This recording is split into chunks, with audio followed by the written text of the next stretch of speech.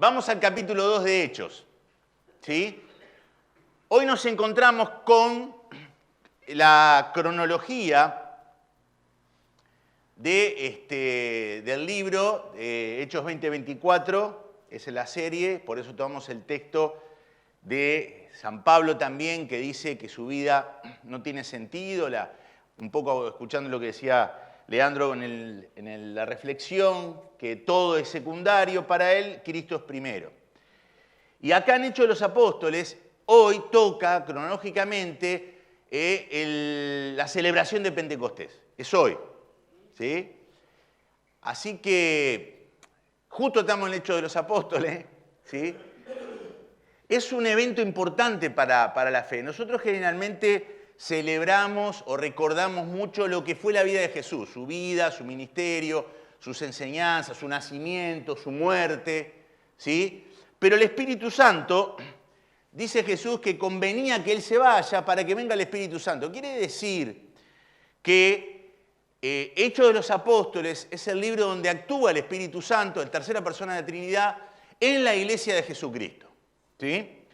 Y esto sucedía, la llegada del Espíritu sucedió en el día de Pentecostés, que es una fiesta judía, la fiesta de las cosechas, una fiesta de las semanas, donde se agradece a Dios por las cosechas. Es decir, no nos olvidemos que estamos hablando de un pueblo agrícola, ¿sí? Entonces ese pueblo recordaba en esa fiesta la cosecha que habían tenido. Y estaban en esa situación de fiesta. Los apóstoles estaban en el aposento alto orando, dice, allí, pero dice el texto, todos unánimes juntos, ¿sí? A pesar del frío estaban en la casa de Dios juntos. ¿Por qué? Porque tenían que recibir la promesa. Y todos los que habían creído después de que viene el Pentecostés, vamos a ver próximo domingo, que dice también seguían juntos. Quiere decir que el ambiente, el trato entre los cristianos es muy importante para que el Espíritu Santo haga cosas en el pueblo de Dios. El Espíritu Santo quiere hacer más de lo que nosotros queremos que Él haga. El Espíritu Santo obra en lugares donde hay pleitos, pero son las excepciones. Donde no hay críticas destructivas para transmitir la mediocridad del corazón, sino que hay críticas constructivas para que mejoren las cosas. Donde el amor no es algo que se predica, sino que es algo que se practica, ¿sí? Todos estaban unánimes juntos. San Pablo decía que tiene que haber un sentir en nosotros, y ese sentir se relaciona con justamente apuntar todos a que el Espíritu Santo obre en la vida. También dice que ellos estaban orando, estaban perseverando, dice el capítulo 1, unánimes, unidos, juntos, con oración y ruego. Quiere decir que estaban pidiéndole a Dios que esta promesa se cumpliera, estaban buscando, estaban expectantes para que esto sucediera, que no sabían cómo iba a suceder. Y ya en el ministerio de Jesús, Jesús había dicho, si alguno tiene sed, venga a mí y beba. Esta era la promesa que Jesús había dado a todos aquellos que tenían sed. No es para cualquiera. La sed es más insoportable que el hambre. Dice que la sed para los médicos es algo imposible de describir. Nosotros no podemos entender lo que es tener sed, porque tenemos acceso rápido al agua. Hay lugares en el mundo donde no se puede con la facilidad que tenemos nosotros. Pero tener sed, no beber. Y Jesús dice, esa desesperación del sediento, si esa persona que está desesperada viene a mí, está hablando simbólicamente, ¿no? Le voy a satisfacer su sed. Quiere decir que la plenitud del Espíritu Santo es para gente que está desconforme con una vida mediocre cristiana. La plenitud del Espíritu Santo está para aquellos que no quieren solo recibir al Señor y convertirse, ir al cielo y todo lo demás y venir a un culto, sino que quieren que el Señor se manifieste en su vida de una manera palpable, como leemos en Hechos de los Apóstoles, se manifiesta. ¿Sí? El que tiene sed, el que tiene esa inquietud y esa búsqueda, dice ahí que vaya a Jesús y beba de Jesús. El Señor va a derramar, y vamos a ver algo de eso, esto de la plenitud del Espíritu Santo en esa persona sedienta. ¿Sí? Y no solo va a calmar la sed, sino va a ocurrir un milagro, que esa persona, como dice la Escritura en el Antiguo Testamento, del corazón, de adentro, de aquel que toma esa decisión, ¿qué pasa? ¿Brotarán qué? Ríos de agua viva. ¿Qué quiere decir? Que no solo vas a apagar tu sed, sino que vos vas a hacer una bendición donde vos camines, la gente quiera estar con vos, quiera conversar con vos, quiera acercarse a vos, porque hay algo en vos que esa persona no tiene y se nota. ¿Sí? El cristiano lleno del Espíritu Santo no va a pasar desapercibido en los ambientes donde se mueve.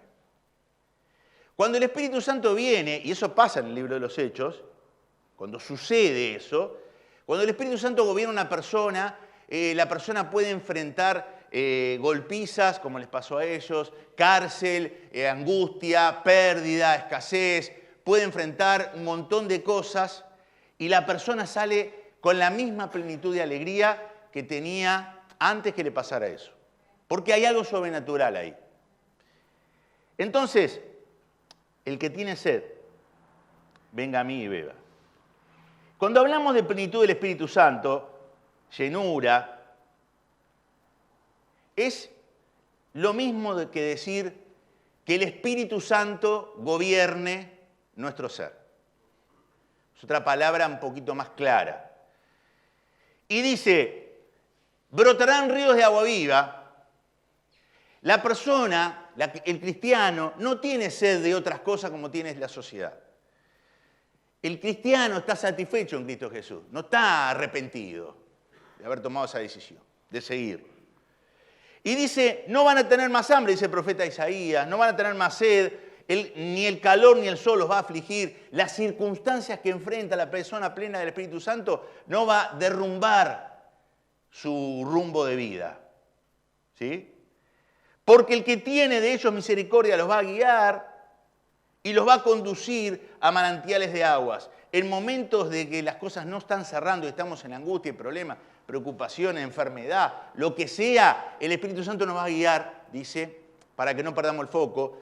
Pero el que tiene la plenitud del Espíritu Santo, dice, allí, no va a ser derribado. Siguiendo las palabras de Jesús, la casa no se va a caer. ¿Recuerdan la parábola? Si la persona va a permanecer confiando. ¿Por qué? Porque tiene un poder interno que es superior al calor, al frío, al hambre. Y el poder interno le brinda la posibilidad de salir de la prisión y decir, estamos gozosos de haber sido considerados dignos de padecer por Cristo. Así salía Juan y Pedro. ¿Sí? Y voy a decir, ¿qué tenía Juan y Pedro que no tengo yo? Juan y Pedro son como nosotros, pero ellos fueron llenos con el Espíritu, por eso actuaban de esa manera. Ahora, ¿cómo fue la manifestación del Espíritu Santo en Pentecostés? Vamos a pasar un poquito acá. De repente, dice el texto, vino del cielo un ruido como el de una ráfaga de viento impetuoso que llenó toda la casa donde estaban sentados. Dice ahí, de repente vino un ruido y como una ráfaga de viento. Está haciendo comparaciones. No está diciendo que vino literalmente un viento, ¿sí? Está comparando. Como no se puede describir las cosas espirituales, le ponen alguna cosa que nosotros conocemos para que entendamos lo que pasó, ¿sí? Y en este caso se parecía a eso, dice. Nosotros estamos orando y vino un ruido y algunos calculan que ese ruido es como de 1000 trenes de carga. Imagínense eso, ese ruido, 1000 trenes de carga. Y dice que ese ruido y ese viento, dice, llenó a todos donde estaban sentados. Quiere decir que fue una manifestación audible, dice ruido, no pasó desapercibido, porque ¿qué pasa? Cuando vino esto, la gente del barrio vino al templo. ¿Qué está pasando ahí? Lo que quiere decir es, lo que pasa en el templo tiene que llamar la atención a la gente que no está en el templo. ¿Por qué? Porque acá hay un poder sobrenatural. Y cuando vino el Espíritu Santo, dice, en forma audible, la gente fue llena con eso. La Biblia nos promete que el poder de Dios está activo y que no hay cosa difícil para Dios. Por lo tanto, esta presencia del Espíritu Santo hace que si vos estás pasando por alguna prueba o algún desafío, dice, como le dice a Jeremías, pelearán contra ti, dice, pero no te van a vencer. ¿Por qué? Porque tenés al Espíritu Santo en tu vida, porque sos hijo de Dios. Van a pelear contra ti. No te concentres en la pelea, dice Jeremías, concentrate que yo ya vencí eso. Cuando pases por tentaciones, acordate que tenemos a Jesucristo, que fue tentado todo y nos da una salida. Y ellos experimentaron este poder y eran la minoría en el imperio, sin embargo, revolucionaron toda la ciudad.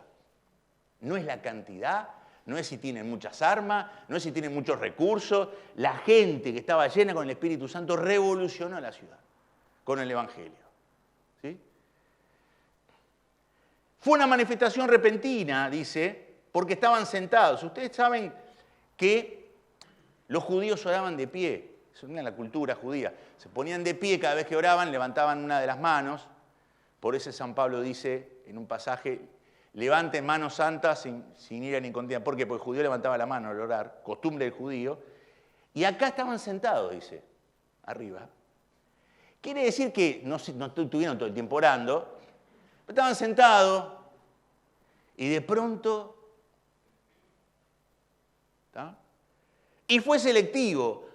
El Espíritu Santo llegó a un pueblo que estaba junto, a un pueblo que había creído, que era unánime, ahí vino, y la gente de afuera llegó al lugar donde ellos estaban. Segunda manifestación, que nosotros los cristianos hicimos lío sobre esta manifestación, dice que vino una masa de fuego, dice como una masa de fuego que aparece, dice, y se fue disgregando en pequeñas llamas de fuego y posándose sobre la cabeza de cada uno de los que estaban allí. También fue visible y audible, lo mismo que pasó con el ruido.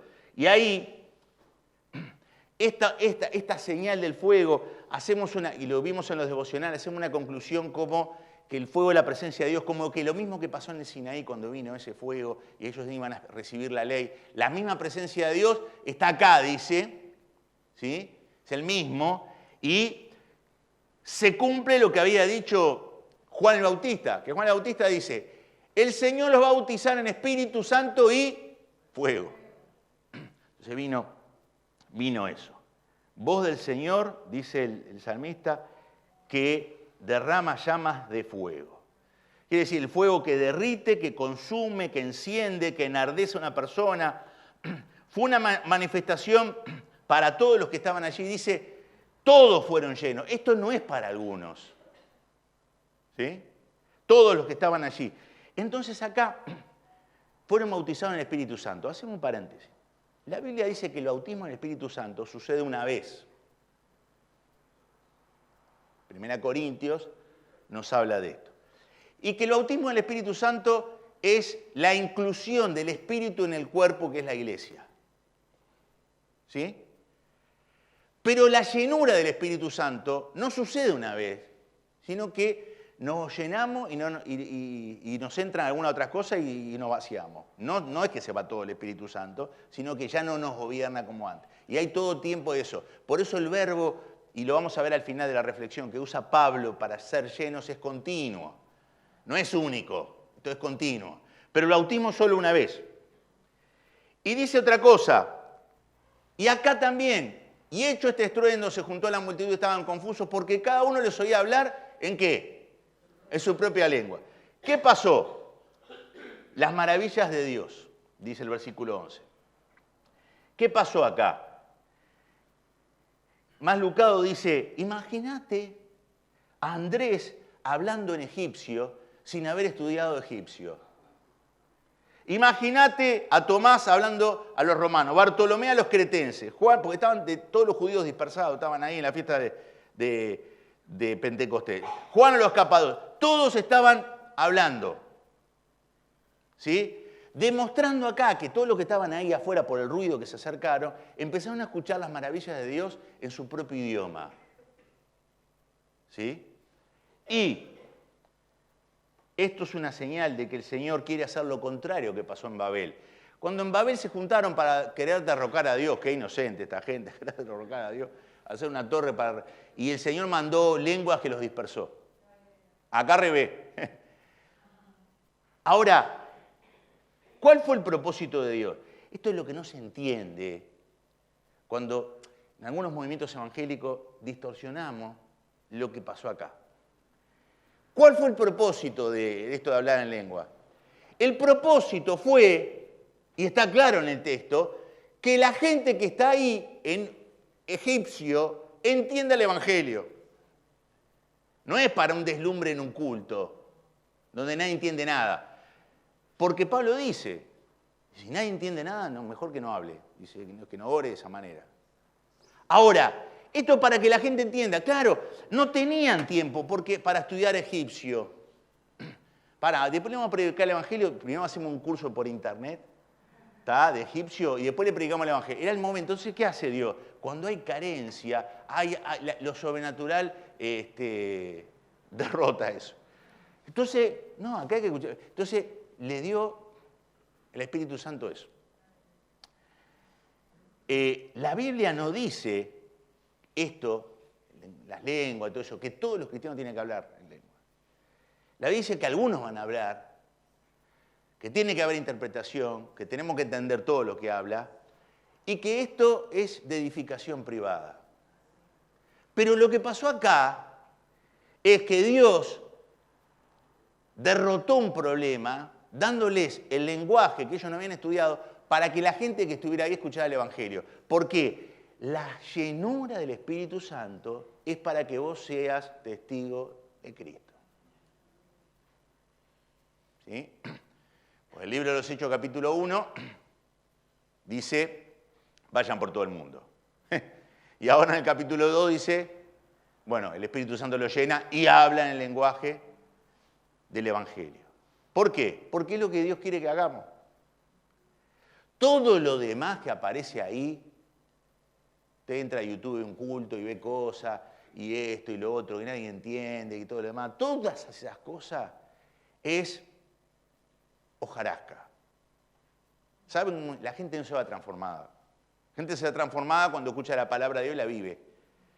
Y la plenitud del Espíritu Santo es para que yo sea... Por lo tanto, hermano, no cabe el argumento de un cristiano, a mí no me sale, no me animo, porque tenés el Espíritu Santo.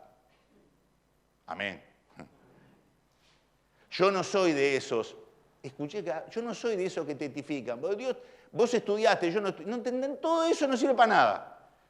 Todo eso de la carne, ¿sí?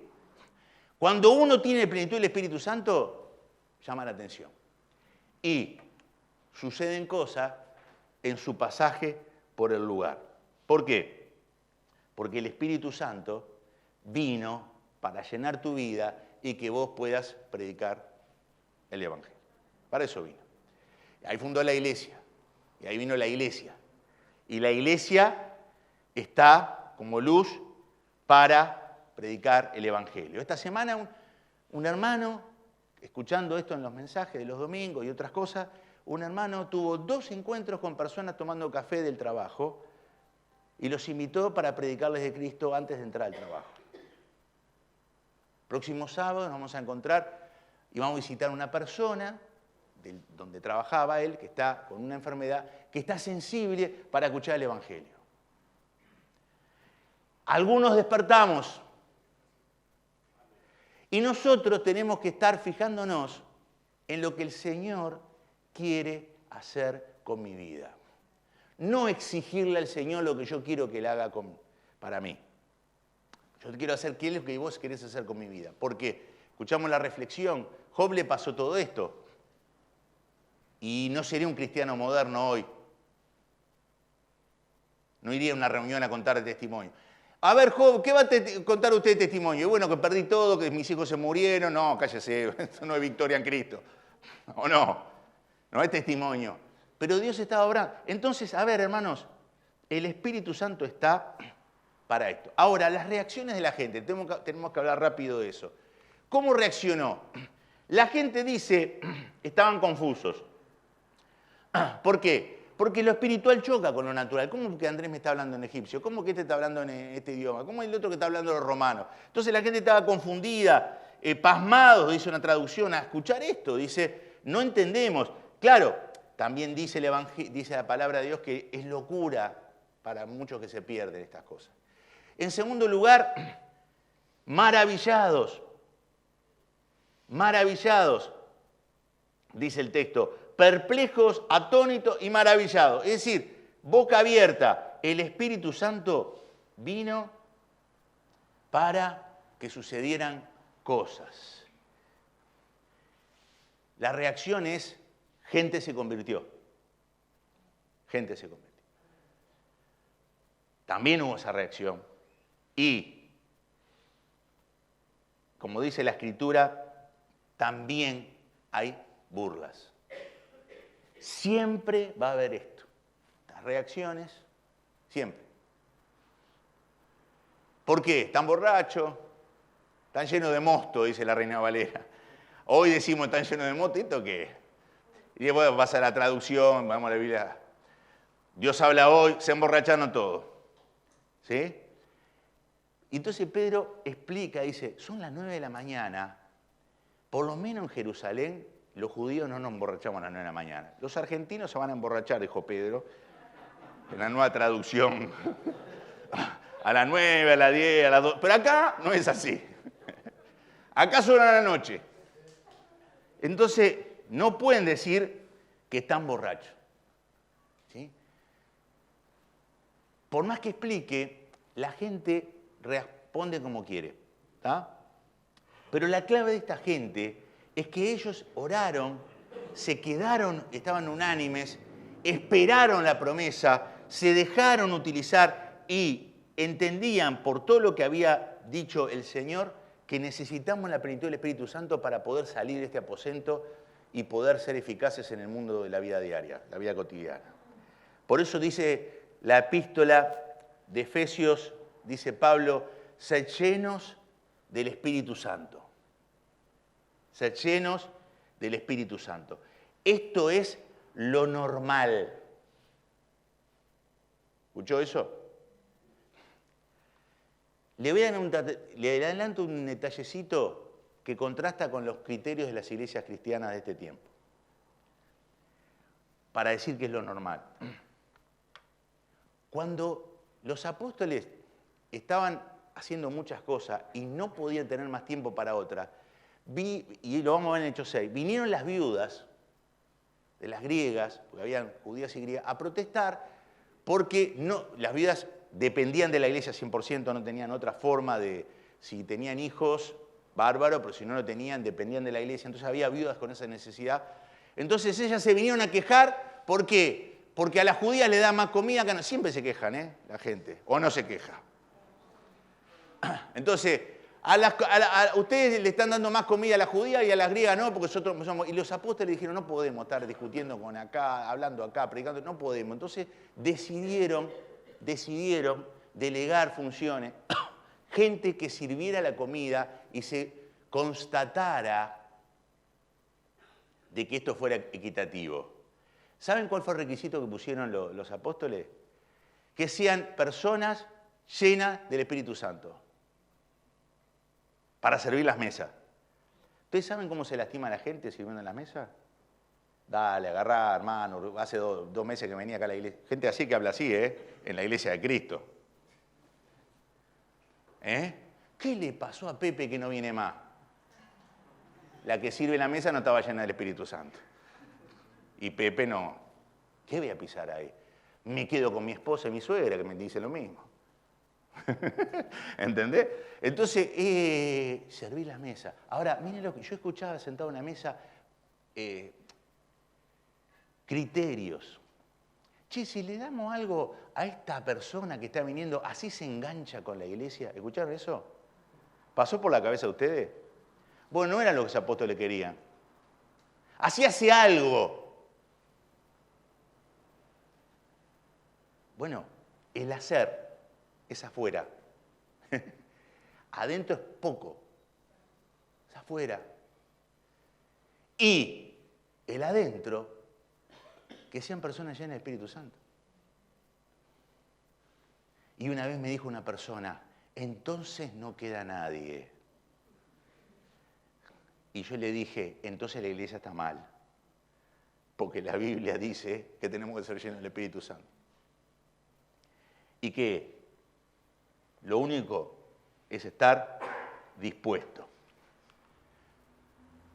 No os embriaguéis con vino, otra vez el vino, en lo cual la disolución, antes bien, ser lleno con el Espíritu Santo. En estos minutos finales, primero que aparece ahí, es un mandamiento. Sed es un mandamiento. No es una opción. Sed es un mandamiento. El Señor nos está diciendo, mirá, Luis, como los mandamientos que te doy, tenés que perdonar, tenés que amar, tenés que, bueno, hacer todas esas cosas, también te digo, como mandamiento, que tenés que ser lleno del Espíritu Santo.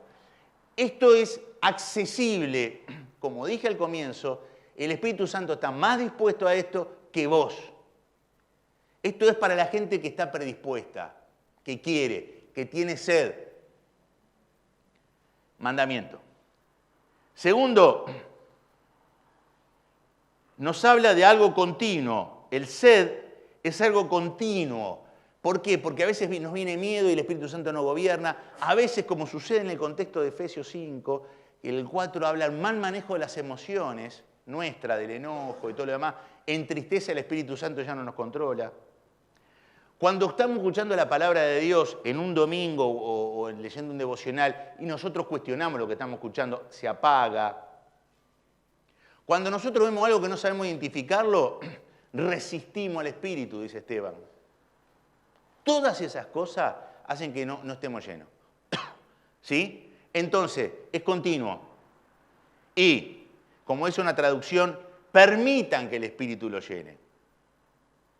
Entonces yo tengo que creer que me quiere llenar y tengo que permitir que esto suceda. Algunos dicen que estamos viviendo en los tiempos de la iglesia de la Odisea, donde el espíritu que se palpita hoy es dependencia de recursos humanos, como dice la iglesia de la Odisea, tenemos esto, para que la obra de Dios funcione.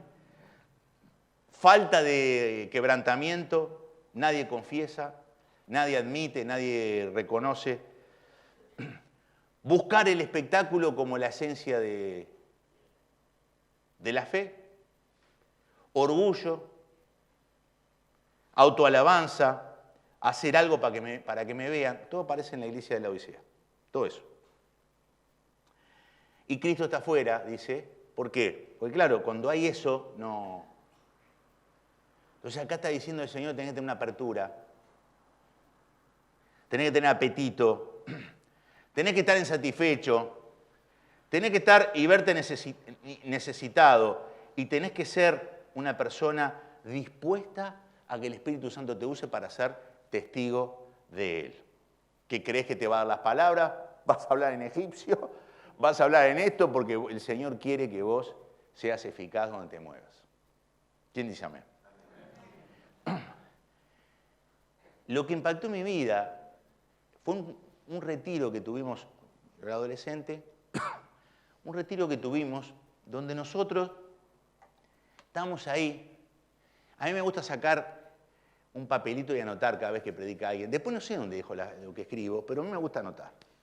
¿Sí? Ahora tengo unos cuadernos ahí de cosas que escribí, de predicadores, de gente en el año 1990, 92. Y yo fui con el lapicito de cuadernero de adolescente y tenía apetito por información en la adolescencia. Y todos estamos ahí, estamos orando, Y de repente uno dice, porque siempre hacemos esto. Perdón que estoy criticando al pueblo cristiano donde soy parte. Hacemos una oración para arrancar. Bueno, vamos a hacer una oración, así arrancamos la reunión, porque si no, no está santificada la reunión, si no hacemos una oración. Entonces estaba orando uno, y después otro se puso a orar, o sea que rompió el parámetro de una reunión, de una oración. La rompió. Y después otro se puso a orar, y empezamos a orar uno. De pronto algo pasó, y yo no lo puedo explicar. En el ambiente que no era común. ¿Sí? Hubo gente que empezó a llorar, hubo gente que empezó a confesar, aparte a otro, hubo gente que le pidió perdón en plena reunión a uno que estaba enemistado por un problema económico, por una deuda que tenía. Todo eso. Hubo gente que se puso de pie y dijo, yo nací en la iglesia, dice, pero yo no tengo nunca me convertí a Cristo como estamos viendo acá, no sé qué. Nadie había predicado nada. El orador estaba ahí esperando para hablar. Y dice, como estamos viendo acá, entonces, y se acerca uno y lo guía a Cristo, después se para otro. Todo eso pasó. ¿Y saben lo que estábamos haciendo nosotros los cristianos? Después de la reunión había un asado. Y el asado se quemó. ¿Por qué? Porque lo que estaban haciendo asado vieron el ruido, como lo mismo en Pentecostés, y fueron a la reunión, y no sé cuánto duró la reunión. Esa gente, hoy todavía caminan con el Señor, algunos son líderes, algunos son pastores de ese grupo. ¿Por qué pasó eso en ese momento? No lo sé. Pero soy consciente de que no sé si estamos viviendo en la plenitud que la Escritura dice que tenemos que vivir. Y no soy de aquellos que reprochan para movilizar los corazones, porque el reproche no es un buen mensaje. Soy de los que desafían o alientan para decir, quiero que te vayas este domingo con la inquietud de que el Espíritu Santo sea real en tu vida y que controle tu vida para que esté mejor tu matrimonio, mejor tu finanza, mejor tu efectividad en el testimonio, mejor tu carácter, para que no gobierne el pecado y dejes las obras de la carne y comiencen a vivir en las obras del Espíritu. Esto es lo que Dios quiere para la iglesia. No para acá, para la iglesia. Entonces nosotros hoy en Pentecostés recordamos, no como una información, mirá lo que pasó allá, lenguas de fuego, el otro habló en egipcio, vino un ruido. Eso es histórico. Pero el presente es el mismo Espíritu Santo que dice, quiero gobernar tu vida. ¿Me vas a dejar? Amén. Y queremos orar al terminar la reunión, donde va a ser una oración personal. Yo no voy a orar. Van a orar ustedes cada uno por sí mismo. Sí, diciéndote lo que yo haría en el lugar donde estás y lo que voy a hacer. Es decir, Señor, no estoy satisfecho con la vida que tengo en Cristo. Quiero esto que dicen las Escrituras. Y yo permito que cada área de mi vida sea inundada con el Espíritu Santo. Que el Espíritu Santo tome el control de todo mi ser. Quiero tener esa alegría que tenían los apóstoles al salir de las cárceles. Quiero tener ese fuego que tenían y ese entusiasmo al hablar de Jesús sin miedo a nadie. Quiero tener esa diferencia donde Dios se note y donde otros pregunten, ¿qué debo hacer para ser salvo? Quiero esas cosas. Si vos querés esas cosas y tenés sed, andá a Jesús y bebé. Antes de terminar la reunión que Cristian va a hacer, cada uno va a orar por sí mismo. Sin miedo, y si le dejo que el Espíritu controle, tal vez esta área, todas las áreas van a ser mejores. Permitan que el Espíritu lo llene. Y que esto sea continuo en tu vida. Que este domingo que recordamos Pentecostés marque un inicio de una petición constante. Al enfrentar el día del lunes, Señor, llename al enfrentar esta entrevista de trabajo. Dame tu capacidad para enfrentar esta prueba. Es decir, que cada uno de nosotros lo haga un hábito en su vida.